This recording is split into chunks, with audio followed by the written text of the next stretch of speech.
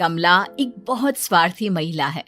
उसने पैसों के लिए एक ऐसे इंसान से शादी की जो पहले से शादीशुदा और एक बच्चे का पिता भी था। कमला के पति को मरे हुए एक अरसा बीत गया है। अब वो अपने सौतेले बेटे वैभव के साथ रहती है। वैभव के दिल में अपनी माँ को लेकर इतना डर है कि वो अपनी माँ के सामने एक शब्द नहीं बोल पाता। उसकी माँ जो कहती है उसको सर झुकाकर वही मानना पड़ता है। वैभव, तुमने अभी तक घर का काम क्यों नहीं किया? तुमसे कितनी बार कहा है कि सूरज निकलने से पहले तुम घर की साफ सफाई पूरी कर दिया करो।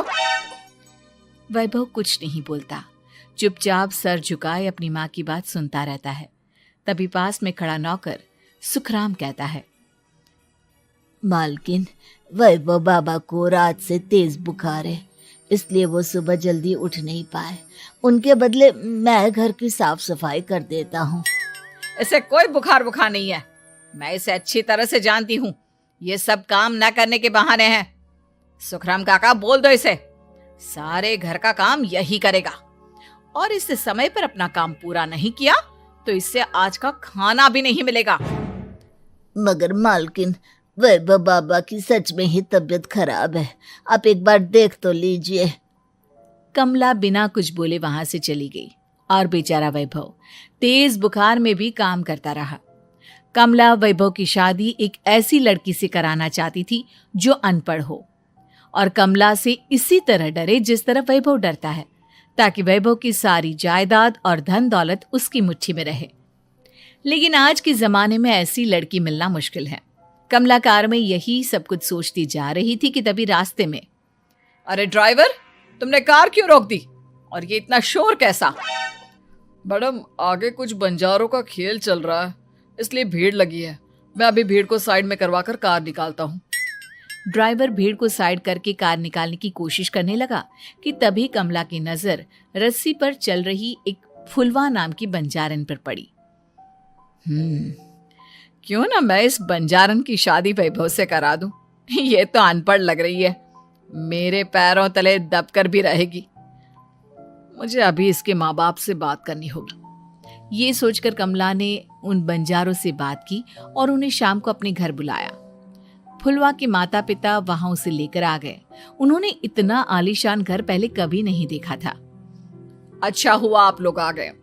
देखिए, मुझे घुमा फिरा कर बात करने की आदत नहीं है, इसलिए सीधे सीधे मुद्दे पर आती हूँ।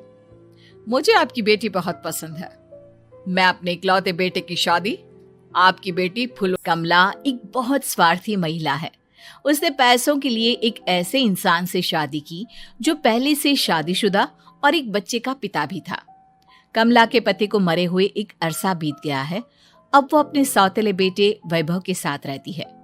वैभव के दिल में अपनी माँ को लेकर इतना डर है कि वो अपनी माँ के सामने एक शब्द नहीं बोल पाता। उसकी माँ जो कहती है उसको सर झुकाकर वही मानना पड़ता है। वैभव, तुमने अभी तक घर का काम क्यों नहीं किया? तुमसे कितनी बार कहा है कि सूरज निकलने से पहले तुम घर की साफ सफाई पूरी कर दिया करो। वैभव कुछ नहीं बोलता, चुपचाप सर झुकाए अपनी माँ की बात सुनता रहता है। तभी पास में खड़ा नौकर सुखराम कहता है, मालकिन, वैभव बाबा को रात से तेज बुखार है, इसलिए वो सुबह जल्दी उठ नहीं पाए।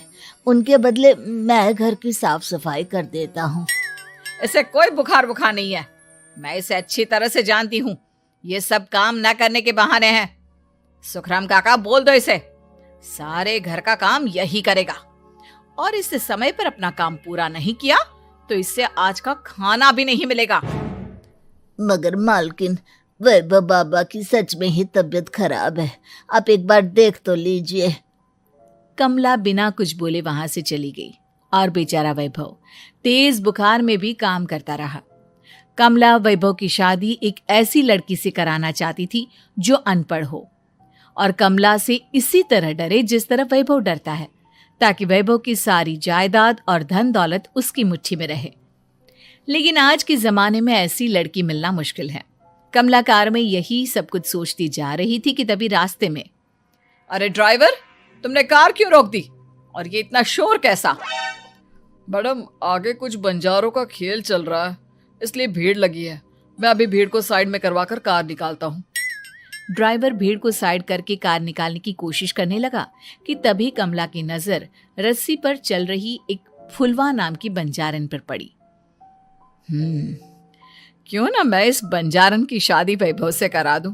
ये तो अनपढ़ लग रही है, मेरे पैरों तले दबकर भी रहेगी। मुझे अभी इसके माँ बाप से बात करनी होगी। ये सोचकर कमला ने उन बंजारों से बात की और उन्हें शाम को अपने घर बुलाया। फुलवा के माता पिता वहां उसे लेकर आ गए। उन्होंने इतना आलीशान घर पहले कभी नहीं देखा था। अच्छा हुआ आप लोग आ गए। देखिए, मुझे घुमा फिरा कर बात करने की आदत नहीं है, इसलिए सीधे सीधे मुद्दे पर आती हूँ। मुझे आपकी बेटी बहुत पसंद है। मैं अपने इकलौते बेटे की शादी आपकी बेटी फुलवा से कराना चाहती हूँ। इसके बदले में आप जो चाहो वो ले सकती हैं। तभी फुलवा की माँ कहती है, ये क्या कह रही है मैम साहब, कहीं आप हमारी गरीबी का मजाक तो नहीं उड़ा रही ना? आप मेरे बेटे से मिल लो। अगर आपको मेरा बेटा पसंद आता है तो मैं कल से ही शादी की तैयारी शुरू कर दूंगी। सुखराम, सुखराम, वैभव को लेकर आओ। फुलवा अपनी माँ के कान में फुसफुसाती है, माँ कहीं इस मेम साहब का छोरा पागल तो ना है? फुलवा अपनी माँ से बात कर रही होती है कि वैभव वहां आता है। फुलवा उसे देखती ही रह जाती है और उसके माता पिता उसकी शादी तय कर देते हैं। शादी वाले दिन किसी को फुलवा और वैभव की बेमेल विवाह की बात समझ में नहीं आती। फिर भी एक औरत कमला से पूछ ही लेती है, कमला जी, आपने अपने इकलौते बेटे की शादी देहाती गवार से क्यों करा दी? ये बंजारन आपके घर की बहू बनने लायक तो नहीं है। कम से कम अपने स्टेटस का ही ख्याल कर लिया होता। बहू तो अपने टक्कर की लाती, आपने तो बंजारन को ही बहू बना लिया। अब कमला को समझ में नहीं आ रहा था कि इस बात का क्या जवाब दे। वो कुछ देर चुप रही और सोच समझ कर कहती है, बहन जी, आपको तो पता है आजकल के बच्चे किसी की बात कहाँ सुनते हैं। मैं तो अपनी बहू एक पढ़ी लिखी और अपनी सोसाइटी की ही ढूंढ रही थी। लेकिन मेरे बेटे ने मेरे सामने इस बंजारन को लाकर खड़ा कर दिया। बोला कि मैं शादी करूंगा तो इसी से। अब भला मैं क्या करती, मुझे अपने बेटे के सामने झुकना ही पड़ा। कमला की ये बातें सुखराम भी सुन रहा था। उसने ये सारी बातें वैभव को जाकर बता दी। काका, मैं तो फुलवा को जानता भी नहीं, फिर माँ मेरे बारे में झूठ क्यों कह रही है? अरे बेटा, तुम कितने भोले हो, तुम्हें कुछ भी नहीं पता। तुम्हारे पिता अपनी सारी संपत्ति तुम्हारे नाम करके गए हैं। तुम्हारी माँ नहीं चाहती कि ये संपत्ति तुम्हें मिले, इसलिए उन्होंने तुम्हारी अनपढ़ लड़की से शादी करवाई ताकि तुम्हारी तरह वो भी अपने हक के लिए आवाज ना उठा सके। सुखराम काका, मैं क्या करूं, आप ही बताओ। माँ के सामने आते ही मेरे हाथ पैर कांपने लगते हैं। मैं माँ को कुछ भी नहीं कह पाता। वे दोनों बात कर ही रहे थे कि अचानक कमला वहां आ गई। कमला को देखकर दोनों घबरा गए। तुम दोनों फिर कभी बातें कर लेना, अभी फेरों का समय हो गया है, चलो जल्दी आओ। इस तरह फुलवा और वैभव की शादी हो गई। अगले दिन कमला ने फुलवा को बुलाया और उसे नसीहत देने लगी। देख बंजारन, तुझे मैंने अपनी बहू बना तो लिया है, लेकिन तुझे इस घर में आंख कान मुंह बंद करके रहना होगा। घर का काम कर और अपने पति से मतलब रख, समझी? कमला का ऐसा रवैया फुलवा को बिल्कुल समझ में नहीं आया। उसने वैभव से इस बारे में बात की।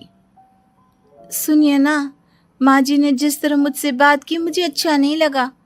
शादी से पहले तो वो मुझसे बहुत अच्छे से बात कर रही थी, लेकिन शादी के बाद उन्हें क्या हो गया? तुम ज्यादा मत सोचो, जैसा माँ कहती है वैसा ही करो। ये कहकर वैभव वहां से चला गया। अगले दिन वैभव को घर के नौकरों की तरह काम करता देख फुलवा को बहुत हैरानी हुई। फुलवा ने इस बारे में सुखराम काका से बात की तो सुखराम काका ने फुलवा को सारी बात बता दी। अब फुलवा को समझ में आ गया कि उसकी सास ने एक बंजारन को बहू क्यों बनाया। एक दिन वैभव घर का काम कर रहा था, तभी उससे कांच की प्लेट टूट गई। किसने गिराई ये कांच की प्लेट? वैभव को वहां खड़ा देख कमला ने छड़ी से उसे मारना शुरू कर दिया। उसके पैर में कांच चुभ गया और खून बहने लगा, लेकिन फिर भी कमला उसे मारे जा रही थी। ये देखकर फुलवा ने कमला के हाथ से छड़ी छीन ली और तोड़कर फेंक दी। बंजारन, तेरी इतनी हिम्मत, तूने मेरे हाथ से छड़ी छीनी। कमला फुलवा को थप्पड़ मारने ही वाली थी कि फुलवा उसका हाथ पकड़ लेती है। ओ सस माँ, मैंने मॉम की गुड़िया ना समझ लियो। बंजारन हो बंजारन, ईंट का जवाब पत्थर से देना जानती हूँ।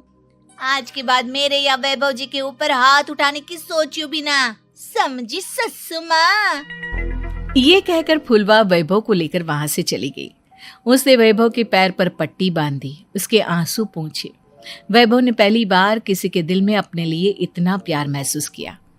अब फुलवा वैभव का हर काम में हाथ बटाती, उसका बहुत ख्याल रखती। इस तरह दोनों बहुत ज्यादा नजदीक आ गए। वहीं दूसरी ओर कमला सारी जायदाद अपने नाम करने की साजिश करने लगी। और एक दिन, वैभव, वैभव, जल्दी बाहर आओ। कमला की आवाज सुनकर वैभव और फुलवा अपने कमरे से बाहर आ गए। जी माँ, आपने बुलाया? ये ले, इन कागजों पर साइन कर दे। वैभव कागजों पर साइन करने ही वाला था कि फुलवा वैभव के हाथ से पेन छीनकर कहती है, ना वैभव जी, आप इस पर हस्ताक्षर नहीं करेंगे। आओ बंजारन, मैं तुझसे बात नहीं कर रही। ये बात मेरे और मेरे बेटे के बीच की है। चुपचाप पेन दे दे, नहीं तो तेरी खाल उधेड़ लूंगी। ससु माँ, बंजारन की खाल इतनी भी ढीली ना होवे कि कोई भी उधेड़ लेवे। जो यकीन ना आता हो तो देख ले उतार के।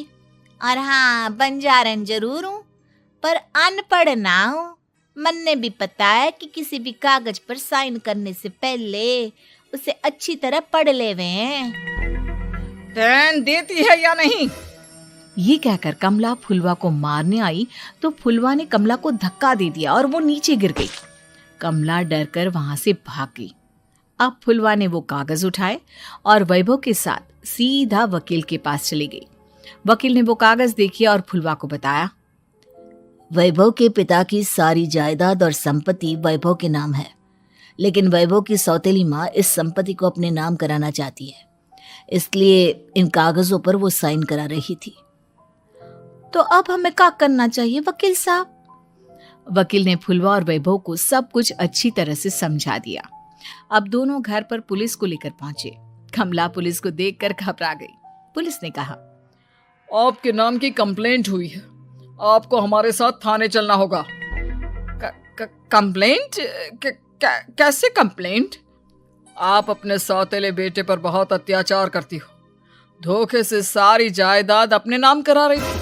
अब नहीं इंस्पेक्टर साहब, जरूर ये मेरी बहू की कोई साजिश है, इसने गलत कंप्लेंट की है। मैडम, शिकायत आपकी बहू ने नहीं बल्कि आपके बेटे वैभव ने की है।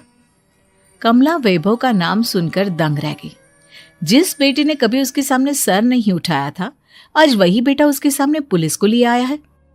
वैभव, तुम्हारी इतनी हिम्मत कि तुम पुलिस को ले आए?